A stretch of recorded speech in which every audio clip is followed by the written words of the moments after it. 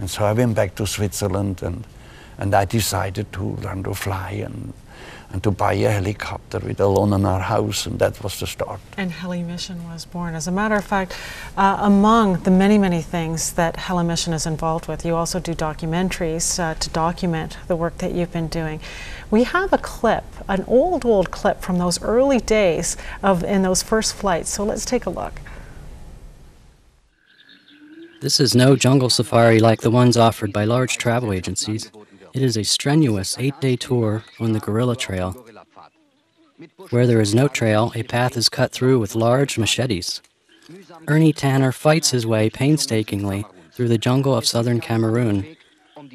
There is no other way of reaching the remote villages where tribes live that are completely unknown and whose existence are not yet marked on any map. Every moment of this journey is dangerous. There are animals at home in this jungle who would very quickly attack human beings. Fresh elephant tracks, extremely dangerous, especially when there are young ones in the herd. There are swarms of malaria mosquitoes and tsetse flies. In spite of the scorching heat, Ernie must wear boots to protect himself from the snakes, scorpions, and sandworms. Everything needed for this journey he carries himself: food, water, medicine, gifts, a sleeping bag, and a tent as well, all to serve one purpose: to visit those unreached tribes who have not yet heard the gospel, offering them healing in body and spirit.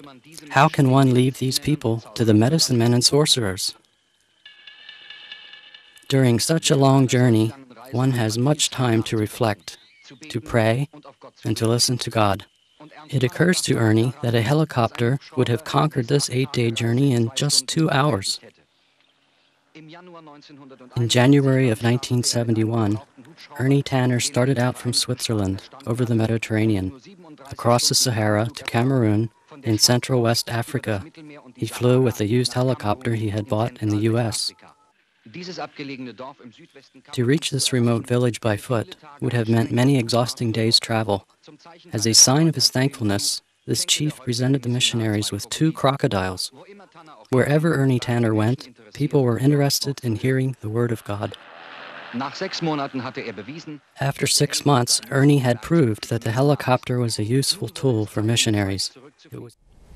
Indeed, a very useful tool. And Ernie, HeliMission now has 9 helicopters serving humanitarian missions all around the globe. Your life story is actually told in your biography more than an adventure, and it is much more than an adventure.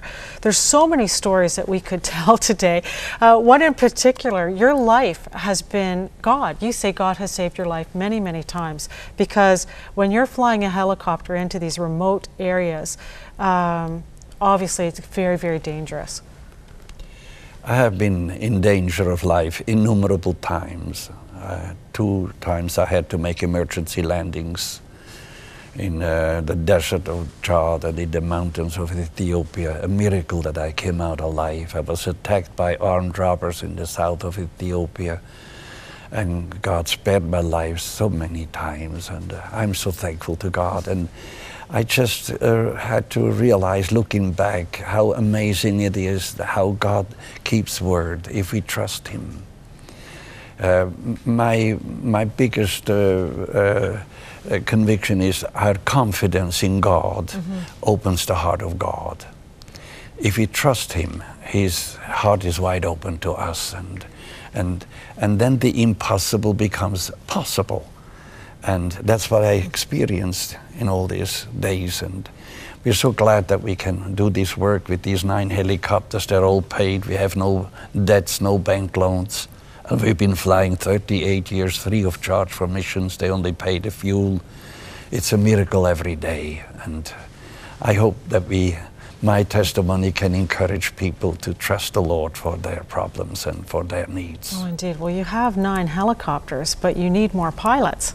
That's right. Pilots and mechanics, helicopter pilots and helicopter mechanics with a heart for mission, with a dedication of life. And we have 1 base, we have 2 helicopters and only 1 pilot.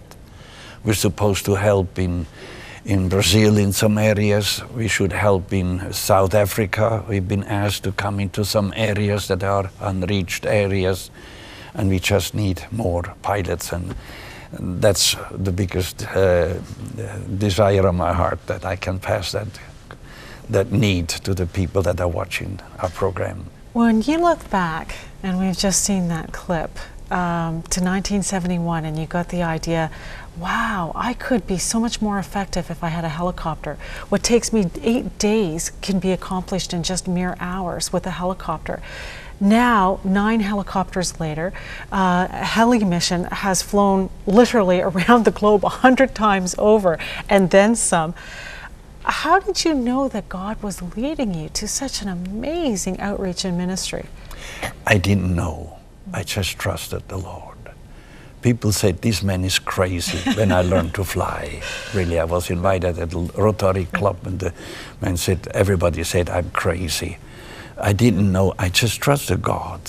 It could have been also that I was mistaken, but my faith in the Lord led me all the way through, and the need of the people kept me going. I just wanted to help the people reach the last tribes, help the sick people, and I didn't look around a lot and asking, is this God's will?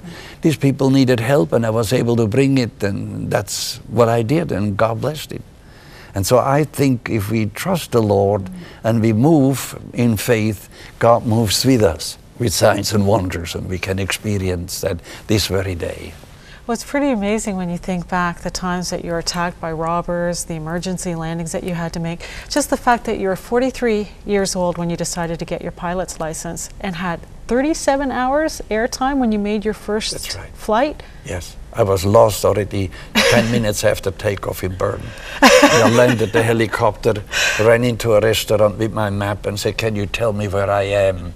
I didn't tell them I was on my way to Africa. That's how my whole trip started.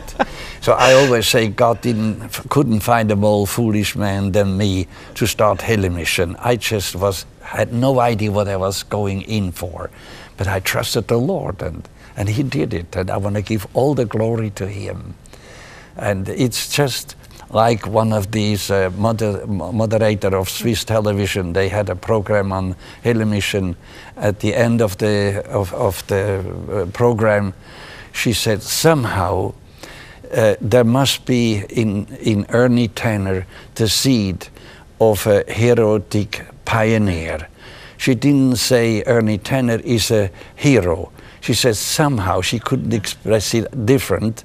Somehow in Ernie Tanner must be the seed of a heroic pioneer, and that seed is Jesus. And she saw that in my life, and I was very glad that a moderator of television in Switzerland realized that Jesus was real in my life. Oh, I'm very glad to have talked to you today. Thank you so much for sharing your story, Ernie Tanner. It's been wonderful talking to you.